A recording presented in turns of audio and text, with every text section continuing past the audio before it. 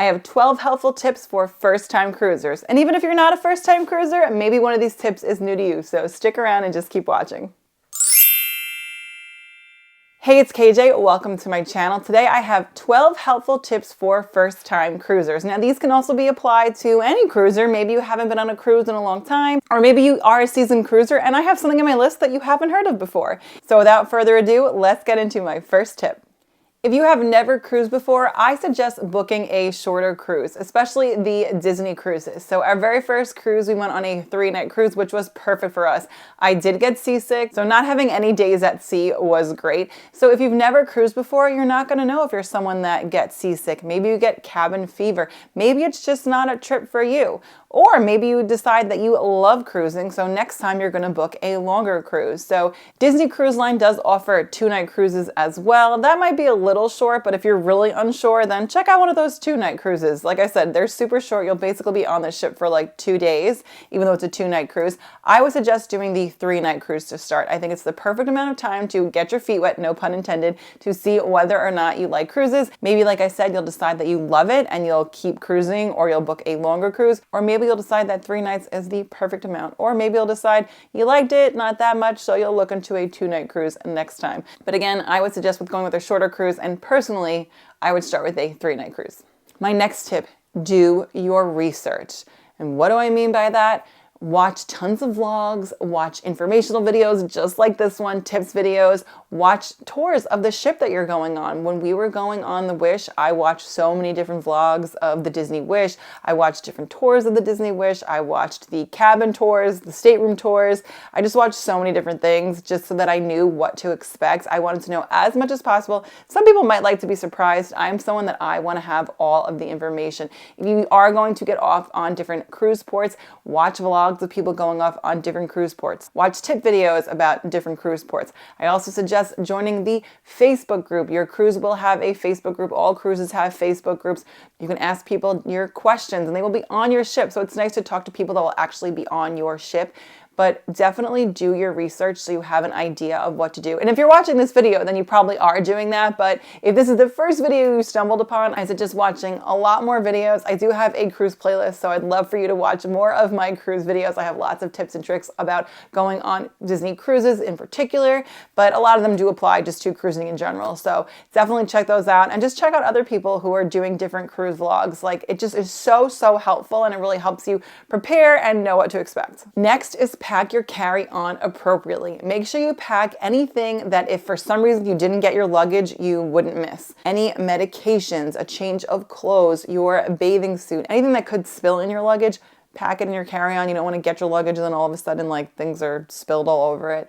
But anything that you need on that first day, you do not get your luggage for the first few hours. So depending on when you get on the ship, if you're one of the first people to board, you're not going to have your luggage for a few hours. So I would definitely make sure you pack a bathing suit, a change of clothes, your sunscreen, your medication, your water shoes, all things like that. Anything you think you will need for the first day. Again, this goes back to doing your research. Figure out what you're going to need on that first day and make sure it's all in your carry-on. If you have little ones, make sure you have your diapers, your wipes. Maybe you have a baby who's on formula. Make sure you have all your formula with you. Any baby medications, toddler medications, kid medications. Make sure you have all of that with you so that you are prepared. Because like I said, if you are waiting in the cruise port for a little bit before you are able to board, there's usually not a lot of food options. Port Canaveral only has a vending machine, so there really aren't many options. So pack your own snacks, especially if you have kids. They're gonna get hungry because that's just how kids are. So be prepared and have your carry-on packed appropriately. My next tip is to check out the Kids Club on embarkation day. This is one of the only times that they have an open house.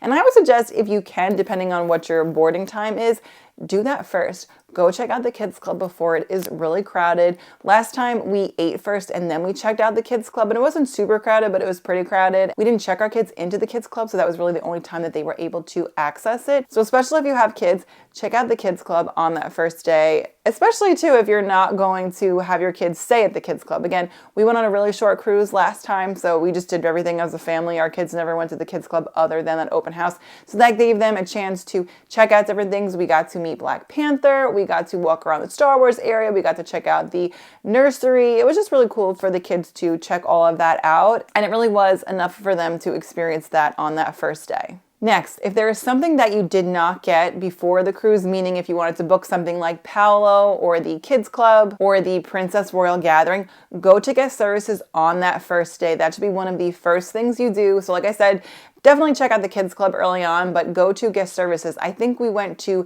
the Kids Club and then hit up guest services. We didn't get the Princess Royal Gathering, so we went to the Kids Services, and usually they have some slots available. I've also had friends who didn't get Paolo reservations prior to the cruise, but once they got on the ship, they were able to get a last-minute Paolo reservation. So if there's something you didn't get, maybe a mixology class or a massage or what have you, go that first day to guest services. Tell them what you would like to book, and a lot of times they will still have space. If you are a first-time Disney cruiser, I highly suggest going to the sail away party, to Pirate Night. Check out the fireworks. Go to all of the nighttime shows. They are magical and are not to be missed. If you're someone who's been on a lot of cruises, especially on a lot of Disney cruises, you may be like, well, I've seen this show. How many times can I see Aladdin? Or how many times can I see Little Mermaid? Or how many times can I see Believe? So maybe you'll skip it. But if you've never been, don't miss out on these things. They're just so magical and so much fun.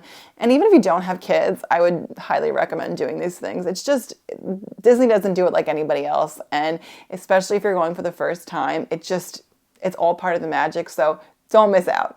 If you are not traveling with little ones, or if you are traveling with little ones, but you can break apart from your party, take a tour of the ship. On our last cruise on the Wish, I really wanted to take a tour of the ship with a tour group, but because we had 2 little kids, I didn't want to leave John with the kids. My kids were, I think at the time, 3 years old, and then my son was 18 months and I was pregnant. So it just, I decided not to do it. But if you're able to, take a tour of the ship that first day, get the lay of the land, it will really help you out the rest of the cruise. I do believe you have to be 18 and over. Call the cruise line and double check, but I do believe you have to be 18 and older. So again, if you have little ones, you might have to split off. Next up, plan your shore excursions ahead of time. Even if your plan is just to walk around the port, do your research, see what the different ports offer. Maybe you decide you don't want to get off at a certain port. Maybe you have been to Nassau before, like I was on my last cruise. I'd been to Nassau before, so we opted not to get off at Nassau. We opted to stay on the ship. Because I will tell you, a lot of times, if you don't get off and you stay on the ship is usually a lot emptier. It really depends. A lot of people, I feel like, don't get off at Nassau as much as they used to. You probably get at least half the people getting off, so it's not as empty as I feel like it once was, because Nassau is a popular stop on Disney cruises. But do your research. This way you're not just walking around aimlessly. Maybe there's a restaurant you want to try, and also you can sort of just, if you know where you're going, maybe you Google map it ahead of time and you know exactly where you're going. You can sort of avoid some of those people who are trying to, scam you or sell you things, and just, have a place in mind where you're going. So make sure you figure out what you're doing with your shore excursions ahead of time. Figure out how you're going to get there. Maybe you're not doing them with the ship. You could be doing it with a third party. So just, do your research. Make sure you plan this ahead of time. Next up, and this is a big one, if you have never cruised before, make sure you check in as soon as possible. The sooner you check in, the sooner you can board the ship. And this is not always true. The last cruise we went on, I forgot to check in. I forgot. For like days, I forgot to check in. Now, usually that would mean I'd be like boarding group 40. However, I was boarding group 4. My guess is somebody probably canceled and that boarding group opened up, but I think we just got lucky, because typically the earlier you check in, the earlier that you will get on the ship, the earlier your boarding group will be. So do yourself a favor, get all of your documents together, make sure you know everything that you need, the pictures of your passport, you need passport type pictures of yourself. Yes, you need a passport type picture of yourself as well as a picture of your passport. I know it's a little confusing, but make sure you have all those things ready to go so that you check in and you get on that ship as soon as you can. Next, be prepared to be seasick. If you've never been on a cruise before, even if you've been on boats before, now I grew up going on fishing boats like my entire life, and I never got sick. I mean, small boats that would rock from side to side, and I just never got sick. But when I went on a cruise ship for the first time, I was so seasick, very, very seasick, and it wasn't fun. So I did take Dramamine, which did help, but it really just took the edge off. I still felt sick. So even if you don't think you're going to be sick, bring the Dramamine or bring the C-bands. Just bring the things that you are comfortable either taking, or the wristbands, whatever you feel comfortable with. Bring those things with you and act as if you are going to be seasick, because you just really never know. My next tip is to choose an itinerary with Castaway Key and or Lighthouse Point. Now, my my reason for this is that if you've never cruised before, going to different cruise ports might be a little bit overwhelming. If you're going on a Disney cruise and you go to their private island, Castaway Key, or they're going to have a new island, Lighthouse Point, very soon, then the only people on those islands are the people that are on your ship. So there's no locals trying to persuade you to buy something or come do this, come do that. You're not going to have any type of scams or anything like that. So I would really suggest going on a cruise that has Castaway Key. Now, the very first cruise we went on did have a stop at Nassau, but the other stop was at Castaway Key. So we just opted not to get off at Nassau. We stayed on the ship that day, and then we got off at Castaway Key. And my next tip, make sure you pack accordingly. This goes along with doing your research. Watch what other people pack on their cruises. Watch packing videos. I do have packing videos that is in my cruise playlist, so make sure you check those out. But check out other people's packing lists. Maybe you're going on an Alaskan cruise. See what people pack for that. Read lots of blogs. Make sure you pack accordingly. And also remember, there are laundromats on the cruise ships. You can either bring laundry sheets to do laundry, or if you don't feel like going to the laundry room, Tide does make these little packets that you can wash things, like hand wash things in the sink. So if you're worried that you won't have enough room, you can always wash things and mix and match. So just make sure you pack accordingly. If you watch someone who went on a Caribbean cruise, it's not going to be the same for an Alaskan cruise. So just pack accordingly. I hope you guys enjoyed these tips. I hope you found them helpful. If you have any other tips for new cruisers, for new Disney cruises, please leave them in the comments below. I'm always looking to learn new tips and also to help everybody else out who might be watching. If you guys did like today's video, please give it a thumbs up. Subscribe if you're new and you like the content. And with that, I will see you guys real soon. Bye.